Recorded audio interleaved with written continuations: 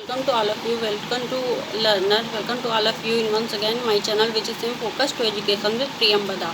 तो अपने पिछले वीडियो में जैसा कि हम सब जानते हैं मैंने चर्चा की थी बीए पार्ट जो भी इलाहाबाद विश्वविद्यालय से बीए या एमए कर रहे हैं जिनका स्नातक या परस्नातक में शिक्षा शास्त्र विषय है उनके लिए ये वीडियो हेल्पफुल होने वाला है कि बीए पार्ट 1 की शिक्षा शास्त्र पेपर की बीए पार्ट 1 का जो फर्स्ट पेपर है शिक्षा के सिद्धांत यानी प्रिंसिपल ऑफ एजुकेशन उसकी 5वीं यूनिट तक हम पहुंच चुके हैं। लगभग 5वीं यूनिट में हमारा है शैक्षिक नियोजन, उसके अर्थ प्रकार तथा शिक्षा में उसकी भूमिका क्या है।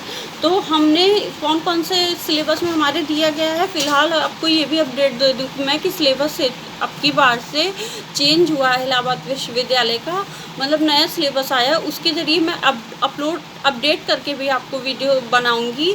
तो अभी जो जहाँ पर हम थे उसको पहले हम कंप्लीट कर देते हैं, फिर हम नए सिलेबस पे चलेंगे, नया वीडियो बनाएंगे। तो हमने शैक्षिक नियोजन में क्या क्या पढ़ा था। हमने मानव शक्ति नियोजन पढ़ा और क्या बोलते हैं संस्थागत नियोजन पढ़ा, फिर रह गया हमारा सूक्ष्म नियोजन और आर्थिक विकास में शिक्षा की भूमिका। तो आज हम जिस नियोजन के बारे में चर्चा करेंगे शिक्षा के वो है सूक्ष्म नियोजन। तो आइए चलिए शुरू करते हैं, समझिए इसको। सूक्ष्म नियोजन यानी माइक्रो प्लानिंग, कोई योजना जब किसी छोटे से हिस्से या इकाई की संपूर्ति के लिए बनाई जाती है तो इसे सूक्ष्म नियोजन कहते हैं। यानी यहाँ क्या बताया जा रहा है, कोई योजना, तो योजना किससे हमारा क्या तात्पर्य, हम शिक्षा के क्षेत्र में हैं, अगर हम शैक्षिक नियोजन कर रहे हैं तो सूक्ष्म नियोजन क्या है। अगर हम कोई प्राथमिक विद्यालय खोजना चाह रहे हैं, कोई योजना बना रहे हैं जब किसी छोटे हिस्से छोटी इकाई के लिए हमें चाहिए संपूर्ति के लिए बनाई जाती है उसे हम सूक्ष्म नियोजन कहते हैं। छोटे हिस्से छोटी इकाई हम प्राथमिक विद्यालय की स्थापना कर रहे हैं, उसका सिलेबस हम बना रहे हैं, उसकी सिलेबस की योजना बना रहे हैं पाठ्यक्रम की, तो हम इस प्रकार हम सूक्ष्म नियोजन पे आ रहे हैं। हम एक छोटा सा टॉपिक ले रहे हैं और अगर हमें वृहद व्यापक नियोजन के बारे में चर्चा करना है तो वह है जैसे हो गया संस्थागत नियोजन हो गया, हमारा मानव शक्ति नियोजन हो गया, व्यापक नियोजन हो गया, कई प्रकार के शैक्षिक नियोजन होते हैं। तो हमारे सिलेबस में फिलहाल 3 नियोजन दिए हैं जिसमें संस्थागत नियोजन, मानव शक्ति नियोजन तथा सूक्ष्म नियोजन। तो हम सूक्ष्म नियोजन की बात करते हैं। फिर इतना तो हमने जान लिया कि सूक्ष्म नियोजन हम किसे कहते हैं। सूक्ष्म नियोजन वो होता है जो किसी छोटी योजना या इकाई के लिए उसकी संपूर्ति के लिए उसकी प्राप्ति के लिए बनाई गई जो योजना है उसे हम सूक्ष्म नियोजन कहते हैं। फिर है अर्थात सूक्ष्म नियोजन में किसी एक इकाई की समस्याओं पर विचार किया जाता है। मीन्स किसी एक इकाई की क्या, अगर हम देख रहे हैं प्राथमिक शिक्षा के नियोजन कर रहे हैं, प्राथमिक शिक्षा की बात कर रहे हैं तो उसमें अगर हम कोई योजना बना रहे हैं किसी एक इकाई में यानी प्राथमिक शिक्षा के स्तर पर बना रहे हैं, उस विद्यालय की स्थापना कर रहे हैं तो वो क्या हो, हमारा सूक्ष्म नियोजन हुआ। हम माध्यमिक स्तर पर जाएंगे अगर उसके लिए हम बना रहे हैं तो वो भी एक टॉपिक हमने चुना। माध्यमिक उच्च स्तर अगर हम तीनों को लिए जा रहे हैं, विद्यालय की स्थापना करने जा रहे हैं, नियोजन के बारे में चर्चा कर रहे हैं तो वो हमारा व्यापक नियोजन के अंतर्गत आएगा। अतः तो क्या हो गया, अर्थात सूक्ष्म नियोजन में किसी एक इकाई की समस्याओं पर विचार किया जाता है और उस इकाई की कठिनाइयों के निदान का प्रयास किया जाता है। तो क्या किया जाता है सूक्ष्म नियोजन में, हम किसी भी एक इकाई की समस्या यानी प्राथमिक स्तर पे अगर हम ड्रॉप आउट देख लें, मतलब शौचालय की व्यवस्था न होने से बालिका मतलब कि जो बालिका हैं उनका नामांकन इनरोलमेंट में हम अवरोध देख लें, बैरियर्स आ रहे हैं, कई की बच्चे रेगुलर आ रहे हैं कि नहीं। जो हमारे प्राइमरी स्कूल हैं, प्राइवेट स्कूल की तो हम बात नहीं कर सकते क्योंकि उन्हें तो सभी स्टूडेंट आते ही आते हैं, लेकिन जो हमारा सरकारी विद्यालय है, प्राथमिक स्तर का विद्यालय है, अगर उसकी हम बात करें तो उसमें अगर छात्र या छात्राएं नहीं आ रही हैं, उनके ड्रॉप रेट का या उनके मतलब पाठ्यक्रम के बोझ का क्या ऐसी कारण है, क्या ऐसी समस्या है जिस निदान करके जिसकी हम सफलतापूर्वक प्राप्त कर सकें तथा देश को एक सुशिक्षित समाज की तरफ अग्रसर कर सकें और हम राष्ट्र और देश की प्रगति में बराबर से अनुदान या सहयोग कर सकें।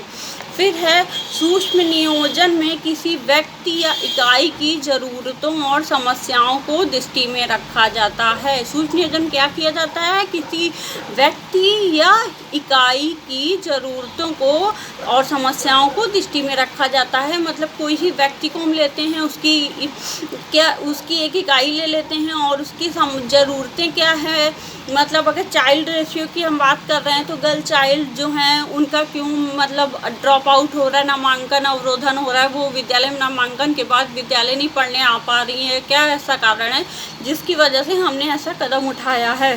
तो फिर उसको हम सूक्ष्म नियोजन की दृष्टि में रखते हैं। फिर है शैक्षिक दृष्टि से सूक्ष्म नियोजन शिक्षा के विविध स्तरों में से किसी एक स्तर को चयनित किया जाता है। क्या कहा जा रहा है यहाँ पे? शैक्षिक दृष्टि से, यानी कि अगर हम शिक्षा की दृष्टि से देखें तो सूक्ष्म नियोजन शिक्षा के विविध स्तरों में, विविध स्तर मतलब प्राइमरी लेवल पे, प्राइमरी एजुकेशन हमारी प्राथमिक शिक्षा हो गई, फिर माध्यमिक शिक्षा हो गई, फिर उच्च शिक्षा हो गई, प्राइमरी शिक्षा हमारी, फिर माध्यमिक शिक्षा, फिर उच्च शिक्षा हो गई। इस प्रकार से हम यह ध्यान रखेंगे कि शैक्षिक दृष्टि से सूक्ष्म नियोजन शिक्षा के विविध स्तरों में से किसी एक स्तर को चयनित किया जाता है। कोई भी हम प्राथमिक शिक्षा को तय कर लें, या फिर हम माध्यमिक शिक्षा को देख लें। माध्यमिक शिक्षा में हम देख लें कि क्या है वहाँ पे बच्चों को क्या क्या सब्जेक्ट अवेलेबल है, प्रयोगशालाएँ वगैरह है कि नहीं, क्योंकि हाई स्कूल या इंटर के जो विद्यार्थी होते हैं हायर सेकेंडरी लेवल के, तो उनके लिए कंप्यूटर का, तकनीक का ज्ञान है कि नहीं, नवाचार का उन्हें क्लास दी जा रही है, या खेल कूद में उनकी रुचि है। तो इस प्रकार से क्या समस्या है क्या नहीं, किसी एक को हम चुनते हैं। यथा पूर्व प्राथमिक शिक्षा और प्राथमिक शिक्षा, माध्यमिक शिक्षा, उच्च शिक्षा, प्रौढ़ शिक्षा, स्त्री शिक्षा, वंचितों की शिक्षा, विशिष्ट शिक्षा।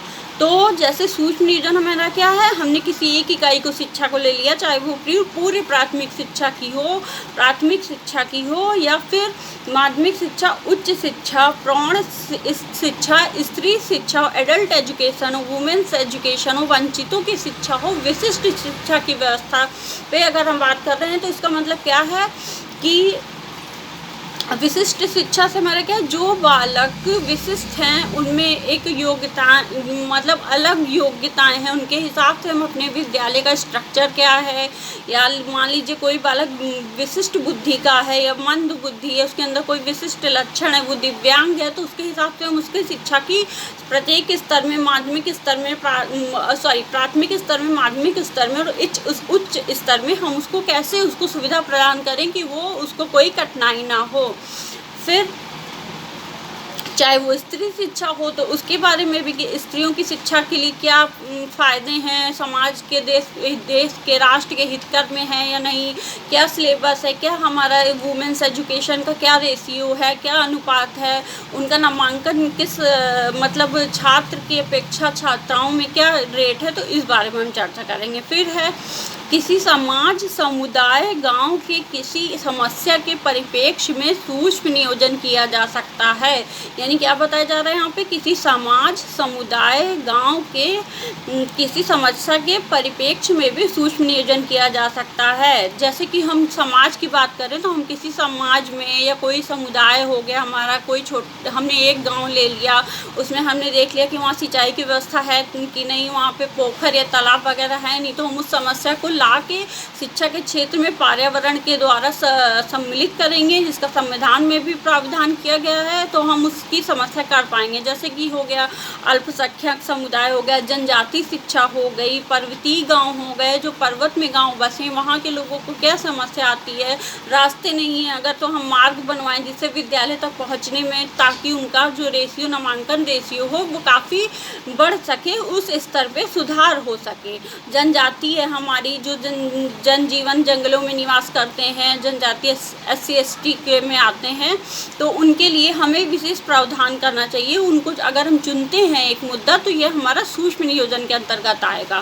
फिर है सूक्ष्म नियोजन किसी संस्था के संदर्भ में भी किया जा सकता है। सूक्ष्म नियोजन कब किया जाता है, कोई हम संस्था, कोई इंस्टीट्यूशन खड़ा कर रहे हैं, उसकी प्लानिंग कर रहे हैं, तो भी हम उसके संदर्भ में किया जा सकता है। जैसे यथा प्रवेश के नियम क्या हैं, शुल्क क्या है, पाठ्यक्रम क्या है, अध्यापक चयन हो गया, अध्यापकों का कार्य उत्तरदायित्व कैसा होना चाहिए, वह के स्रोत, समय सारणी, संसाधन, पाठ्य सहगामी क्रियाएं, अनुशासन हो गया, मूल्यांकन हो गया, पर्यवेक्षण हो गया, तथा निरीक्षण हो गया, पुस्तकालय, छात्र नामांकन एवं उपस्थिति, छात्रावास आदि। यानी कि अगर हम प्राथमिक स्तर पे शिक्षा दे रहे हैं या माध्यमिक स्तर पे दे रहे हैं या उच्च स्तर पे भी दे रहे हैं, तो सूक्ष्म नियोजन का एक बहुत ही अहम रोल है कि हमारा जो इंस्टीट्यूशन है, चाहे वो गवर्नमेंट हो या हमने प्राइवेट खुद से खोला हो, उसे गवर्नमेंट से मान्यता मिल गई हो, तो फिर उसमें जो है शुल्क क्या है, उसका फीस कितनी है, वो छात्रों के मतलब कि हित में है कि नहीं, वो इस योग्य हैं या उनकी पारिवारिक आय इस योग्य है, परिवार की आय की माता पिता अगर योग्य हैं, कमा रहे हैं, नौकरी कर रहे हैं, तो वो अपने बच्चों को पढ़ा सकते हैं। लेकिन जो नहीं, जो वंचित छात्र हैं, शिक्षा से वंचित रह गए इस वजह से, क्योंकि शुल्क बहुत ज़्यादा है, फीस बहुत ज़्यादा है। इवन अगर हम गवर्नमेंट कॉलेजों की बात करें तो वहाँ की फ़ीस अगर ज़्यादा है, तो इस हिसाब से हम अध्यापकों को शिक्षा के उत्तरदायित्व क्या होना चाहिए उसको भी हम उसके अंदर लेंगे, सूक्ष्म नियोजन के अंतर्गत आता है। इसी प्रकार पुस्तक माध्यमिक शिक्षा है या उच्च शिक्षा, वहाँ पुस्तकालय की व्यवस्था है कि नहीं, पाठ्य सहगामी क्रियाएँ, पाठ्य सहगामी क्रियाएँ हैं पाठ के साथ जो एक्स्ट्रा करिकुलम स्टडीज होती हैं, जैसे कि खेल कूद हो गया, कोई बालक खेल कूद में है, एनसीसी कैडेट है, या किसी पेंटिंग प्रतियोगिता हो गई, हमारी लेखन निबंध लेखन प्रतियोगिता हो गई। इस प्रकार हम उसमें चयन करके उस पर योजना बना के उस पर जो समस्याएँ हैं सुधार करके उसको हम प्रयोग में ला सकते हैं। फिर है शैक्षिक नियोजन। शैक्षिक नियोजन की दृष्टि से सूक्ष्म नियोजन हेतु सबसे उत्तम इकाई विद्यालय को माना गया है। शैक्षिक नियोजन की दृष्टि से अगर हम देखें तो सबसे सूक्ष्म नियोजन जो हेतु है, सबसे उत्तम इकाई हम विद्यालय को माना गया है। यानी विद्यालय उसकी सबसे उत्तम इकाई है। विद्यालय में ही जो हम सूक्ष्म नियोजन करेंगे वो उसका प्रभाव पूरे समाज पे पड़ेगा। फिर उच्च शिक्षा के स्तर पर यह इकाई विश्वविद्यालय होगा। उच्च शिक्षा के स्तर पर यह इकाई विश्वविद्यालय होगा, यानी विश्वविद्यालय की इकाई होगी। विश्वविद्यालय या महाविद्यालय स्तर की अपनी समस्याएं होती हैं निश्चित रूप से, यथा प्रवेश की समस्या हो गई, विषय आवंटन की समस्या, पाठ्यक्रम की समस्या, अनुशासन की समस्या, प्रशासन एवं नियंत्रण की समस्या, प्रशासनिक समितियों से संबंधित समस्याएं, स्वायत्तता से संबंधित समस्या, वित्त पोषण से जुड़ी समस्याएं, मूल्यांकन से जुड़ी समस्याएं हों, वित्त से जुड़ी समस्याएं, अनुसंधान कार्यों से जुड़ी समस्याएं हों, विशिष्टीकरण की समस्या हो, शासन के संदर्भ में समस्याएं आदि। विश्वविद्यालय अनुदान आयोग एवं सरकार के निर्देशन पर यह नियोजन होता है। यानी जब हम सूक्ष्म नियोजन की बात करते हैं और उच्च विश्वविद्यालय में मतलब हायर एजुकेशन में हम विश्वविद्यालय की कोई ले लिया हमने समस्या, समिति बनाने की समस्या, ये कोई भी समस्या हुई और विश्वविद्यालय अनुदान आयोग अथवा सरकार के निर्देशन पर यह नियोजन होता है। ये कब होता है? जो विश्वविद्यालय अनुदान आयोग है, यानी जो यूजीसी है, उसके माध्यम से हम उसके निर्देशन में हम ये सूक्ष्म नियोजन करते हैं हायर एजुकेशन यानी उच्च शिक्षा के स्तर पर। फिर है माध्यमिक स्तर पर प्रत्येक विद्यालय एक इकाई है। माध्यमिक स्तर पर हम यदि बात करें तो जितने भी विद्यालय हैं वह एक इकाई है। इसकी विभिन्न गतिविधियों तथा क्रियाकलापों को नियोजित करने के लिए योजना बनाते हैं। क्या कह रहे हैं कि इसकी विभिन्न जो गतिविधियां हैं, क्रियाकलाप है जो हमारे विद्यालय में हो रहा है, उनको नियोजित करने के लिए हम एक योजना बनाते हैं। यथा उद्देश्य निर्धारण हो गया, हमारा विभिन्नीकरण पाठ्यक्रम हो गया, शिक्षा प्रणाली हो गई, अनुशासन हो गया, अध्यापक अभिभावक संघ हो गया, मार्गदर्शन एवं परामर्श हो गया, पाठ्यक्रम सहगामी कार्यकलाप है आदि। मतलब क्या बताया जा रहा है? माध्यमिक स्तर पर प्रत्येक विद्यालय को एक इकाई माना जा रहा है। इसकी विभिन्न जो गतिविधि है, क्रियाकलाप है, इनको नियोजित करने के लिए हम जो योजना बनाते हैं उसे सूक्ष्म नियोजन कहते हैं। जैसे कि उद्देश्य का निर्धारण, हम किस उद्देश्य से माध्यमिक शिक्षा स्तर पे अगर शिक्षा पे हम माध्यमिक स्तर के विद्यालयों में शिक्षा दे रहे हैं तो वो उनका उद्देश्य क्या होना चाहिए? वो बालक, क्योंकि जो माध्यमिक स्तर के बालक होते हैं वो जो उनको शिक्षा दी जाती है वो जीवन पर्यंत उनके मस्तिष्क में बैठ जाती है। फिर वो उसी तरह से समाज के काम में आते हैं, समाज के मतलब ऊंचाइयों पे ले जाते हैं, अपने देश को, अपने राष्ट्र को प्रगति की ओर अग्रसर करने में सहायक होते हैं। इसी प्रकार संस्थागत नियोजन को सूक्ष्म नियोजन की संज्ञा देना गलत ना होगा। तो यहाँ पे लास्ट में क्या कहा गया? संसाधन जो नियोजन है उसको सूक्ष्म नियोजन की संज्ञा कहना गलत ना होगा।